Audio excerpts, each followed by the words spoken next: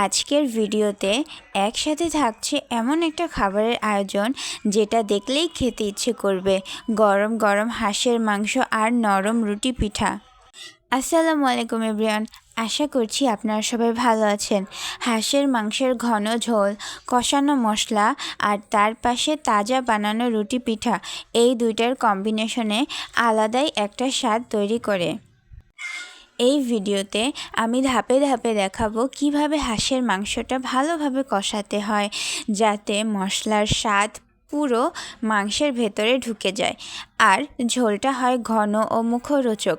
একই সাথে দেখাবো কিভাবে রুটি পিঠা বানালে সেটা নরম এবং ফুলকো হয় আর মাংসের ঝোলের সাথে খেলে দারুণ লাগে। ঘরোয়া উপকরণে সহজ পদ্ধতিতে আজকের এই রান্নাটা যে কেউ চাইলে ঘরেই করতে পারবে। চলুন দেরি না করে শুরু করি আজকের হাঁসের মাংস আর রুটি পিঠার স্পেশাল রেসিপিটা। প্রথমেই আমি হাঁসের মাংসটা তৈরি করব। সেজন্য আমি হাঁসের মাংসটা ভালোভাবে কেটে খুবই সুন্দরভাবে ধুয়ে নিয়েছি। এবার চুলায় আমি একটা কড়াই বসিয়ে দিচ্ছি। কড়াইটা যখন গরম হয়ে যাবে তখন এর মধ্যে আমি সরিষার তেলটা দিয়ে দিচ্ছি। আমি এখানে সরিষার তেলটা ব্যবহার করেছি, আপনারা চাইলে যে কোনো রান্নার তেল ব্যবহার করতে পারেন। এবার তেলটা গরম হয়ে গেলে এর মধ্যে আমি দিয়ে দিচ্ছি গরম মশলা। এখানে আছে এলাচ, দারচিনি, তেজপাতা এবং লং।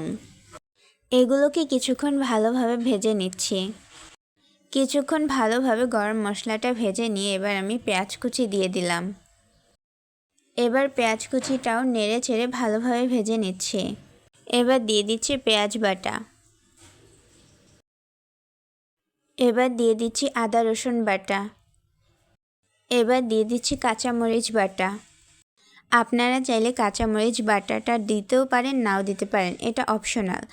এবার দিয়ে দিচ্ছি মরিচের গুঁড়া, হলুদ গুঁড়া, স্বাদ মতো লবণ, জিরার গুঁড়া এবং ধনিয়া গুঁড়া। এবার আমি মশলাগুলোকে ভালোভাবে কষিয়ে নিচ্ছি। এবার পানি দিয়ে দিচ্ছি। এবার ঢাকনা উঠিয়ে এর মধ্যে আমি নারিকেল বাটা দিয়ে দিলাম। এখন হাঁসের মাংসে যেই নারিকেল বাটাটা দিলাম সেটা একদম টাটকা নারিকেল বাটা, এতেই আসল স্বাদটা বের হবে। নারিকেল বাটা দিলে ঝোলটা হয় ঘন, হালকা মিষ্টি আর ভীষণ সুস্বাদু। হাঁসের মাংসের শক্ত ভাবটা নারিকেল বাটায় একদম ব্যালেন্স হয়ে যায়। এই পর্যায়ে আমি আবার মশলায় পানি দিয়ে দিচ্ছি, মশলাটাকে যেন ভালোভাবে কষিয়ে নিতে পারি। কিছুক্ষণ এভাবে নেড়ে চেড়ে দিব এবং কিছুক্ষণ পর ঢাকনা দিয়ে ঢেকে দিব। এতে করে আমার মশলাটা ভালোভাবে কষানো হয়ে যাবে। এখন ধীরে ধীরে মশলাটা কষাচ্ছি। তেল ছাড়ার আগ পর্যন্ত ভালো করে কষানোটা খুবই জরুরি। মশলা ঠিকভাবে কষালে রান্নার রং, গন্ধ আর টেস্ট তিনোটাই ভালোভাবে আসে। আর এই কষানোর ফলে মশলার যে কাঁচা গন্ধটা সেটাও কিন্তু চলে যায়। মশলাটা আমার কষানো হয়ে গিয়েছে। এই পর্যায়ে আমি আমার হাঁসের মাংসটা দিয়ে দিচ্ছি।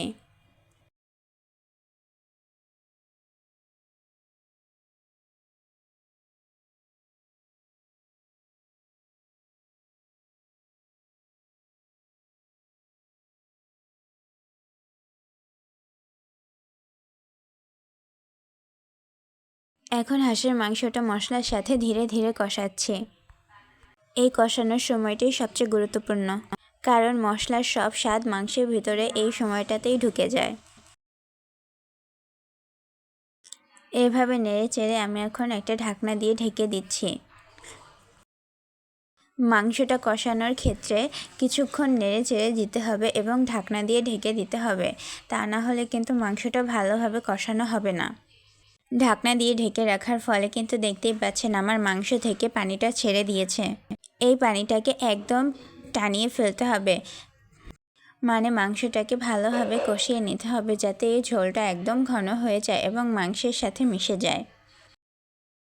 এই পর্যায়ে কিন্তু হাই হিটে রেখে তাড়াতাড়ি মাংসের পানিটাকে, মানে মাংসের ঝোলটাকে টানানো যাবে না। মাংসের ঝোলটা টানানোর জন্য অবশ্যই চুলার আঁচটাকে মিডিয়াম লোতে রেখে কিছুক্ষণ নেড়ে চেড়ে দিতে হবে এবং ঢাকনা দিয়ে ঢেকে দিতে হবে। এতে করে মাংসটা কষানো হবে এবং মাংসটা ভালোভাবে সেদ্ধ হয়ে যাবে। হাঁসের মাংসটা ধীরে ধীরে কষানো উচিত। এতে করে মাংসটা যেমন ভালোভাবে সেদ্ধ হয়ে যায়, তেমন মাংস খেতেও কিন্তু খুবই মজাদার হয়ে থাকে। তেল যখন উপরে উঠে আসবে এবং মাংসটা যখন নরম হয়ে যাবে, তখনই বুঝবেন যে আপনার কষানোটা হয়ে গিয়েছে। আমার তেলটাও কিন্তু মাংস থেকে বের হয়ে গিয়েছে এবং আমি একটা মাংসের পিচ উঠিয়েও খেয়ে দেখেছিলাম, প্রায় সেদ্ধ হয়ে গিয়েছে। তো আমার কষানো কিন্তু হয়েই গিয়েছে। এভাবে কষালে মাংস হয় ঝরঝরা এবং ঘ্রাণে ভরপুর আর সুস্বাদু। এবার আমি মাংসে গরম পানি দিয়ে দিলাম। আমি আগেই অন্য একটা পাতিলে পানি ফুটিয়ে নিয়েছিলাম, সেটাই এখন দিয়ে দিচ্ছি। আপনারা চাইলে নর্মাল পানিও ব্যবহার করতে পারেন। গরম পানিটা দিলে হয় কি, ঝোলটা তাড়াতাড়ি ফুটে যায়, সেজন্য আমি গরম পানিটা এখানে ব্যবহার করেছি। এবার আমি মাংসটাকে ধীরে ধীরে মাঝারি আঁচে জাল করে নিচ্ছি, যাতে মাংসটাও ভালোভাবে সেদ্ধ হয়ে যায় এবং ঝোলটাও যেন পারফেক্ট হয়। এভাবেই আমি প্রায় 1 ঘন্টার মতো জাল করে নিচ্ছি। এই পর্যায়ে আমি দিয়ে দিচ্ছি মশলা বাটা।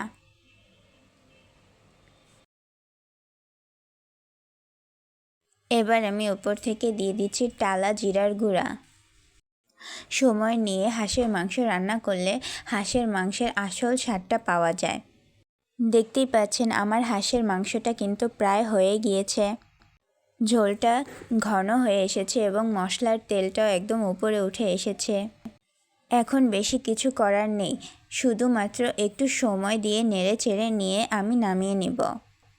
এই পর্যায়ে এসে রান্নার আসল স্বাদ এবং ঘ্রাণটা পুরোটাই কিন্তু বের হয়ে আসে। দেখতে কি সুন্দরই না দেখাচ্ছে। এবার আমি রুটি পিঠাটা তৈরি করব।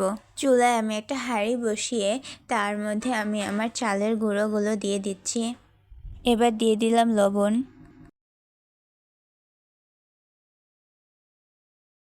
এই পর্যায়ে কিছুটা নেড়ে চেড়ে আমি এটা ঢাকনা দিয়ে ঢেকে দিচ্ছি। কিছুক্ষণ এভাবেই ঢাকনা দিয়ে ঢেকে রেখে আমি আবার উঠিয়ে নিচ্ছি। এবার আমি নেড়ে চেড়ে দিচ্ছি। দেখতেই পাচ্ছেন আমার কাইটা কিন্তু একেবারে সেদ্ধ হয়ে গিয়েছে। নাড়াচাড়া দিলে যদি এরকম হয়ে যায়, তার মানে বুঝে নেবেন যে কাইটা সেদ্ধ হয়ে গিয়েছে। এবার আমি এটাকে উঠিয়ে নিচ্ছি। আমি একটা সেনিতে কাইগুলোকে ঢেলে নিয়েছি। এবার একটু নেড়ে চেড়ে দিচ্ছি। যেহেতু কাইটা গরম, সেজন্য এভাবে নেড়ে চেড়ে দেওয়ার ফলে কিছুটা হলেও ঠান্ডা হয়ে যাবে। তবে বেশি ঠান্ডা করা যাবে না। এই গরম গরম কাই থাকা অবস্থাতেই ডো তৈরি করে নিতে হবে। আমি একটু পানি ছিটিয়ে দিচ্ছি। এবার ডো তৈরি করে নিচ্ছি। এরকম করে হাত দিয়ে মেখে মেখে ভালোভাবে ডো তৈরি করে নিতে হবে। আর একটু পানি ছিটিয়ে ছিটিয়ে দিতে হবে। এতে করে ডোটা তৈরি করা যাবে। এভাবে অনবরত ডোটাকে মথে নিতে হবে। আপনি যত ভালোভাবে ডোটাকে মথে নেবেন, ঠিক ততটাই ভালো হবে রুটির জন্য। এগুলোকে গোল গোল করে নিয়ে আমি একটা পলিথিনে রেখে দিয়েছি। অবশ্যই কিন্তু গোল গোল করে নেওয়াগুলো একটা পলিথিনে বা কাপড় দিয়ে রেখে দিতে হবে, শুধু রেখে দিলে চলবে না। আর কাইগুলোকে ভালোভাবে মথে গোল গোল করে নিতে হবে। আমি সেগুলোই করেছি। এবার এই ডোটাকে আমি ঠিক এইভাবে লম্বা করে নিচ্ছি, যাতে করে আমি রুটি বানানোর জন্য কেটে নিতে পারি। আমার কিন্তু ডোটা তৈরি হয়ে গিয়েছে। এবার কিছুটা চালের গুঁড়ো দিয়ে আমি সুতো দিয়ে এভাবে কেটে কেটে নিচ্ছি। রুটি পিঠা বানানোর ক্ষেত্রে কিন্তু অবশ্যই এই পদ্ধতিটা অবলম্বন করতে হবে।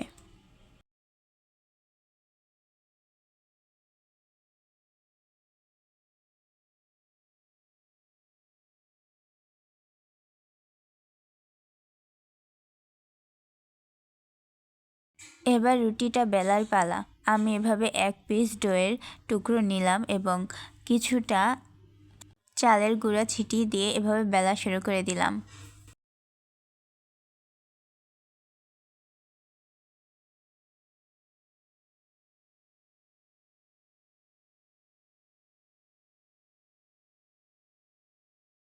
আমার এই রুটিটা বেলে নেওয়া হয়ে গিয়েছে, আমি এখন উঠিয়ে নিচ্ছি। এবার আমি আপনাদেরকে আরও একটা রুটি বেলে দেখাচ্ছি। রুটিটা বেলার সময় অবশ্যই কিন্তু চালের গুঁড়িটা ব্যবহার করবেন, কেননা এটা যদি আপনারা ব্যবহার করেন তাহলে রুটিটা বেলতে সুবিধা হবে। যেহেতু রুটি পিঠা বানাচ্ছি আর রুটি পিঠাটা বানানোর জন্য চালের গুঁড়িটা ব্যবহার করছি, তাই এটা খুবই সুন্দর হবে।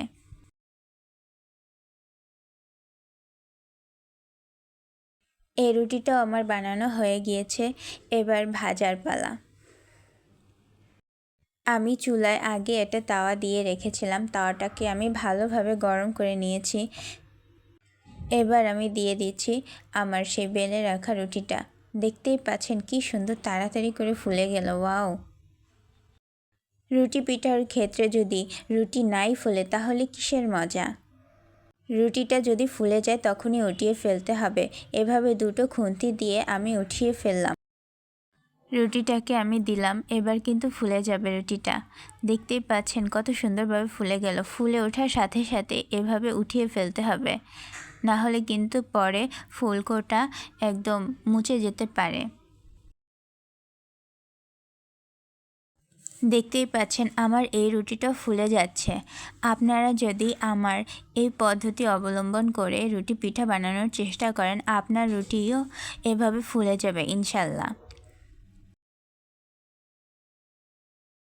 বেশি কিছুই করা লাগে না, জাস্ট রুটিটা দিব আর অপেক্ষা করতে হবে কখন রুটিটা ফুলে যায়, তখনই উল্টিয়ে আমি উঠিয়ে ফেলবো।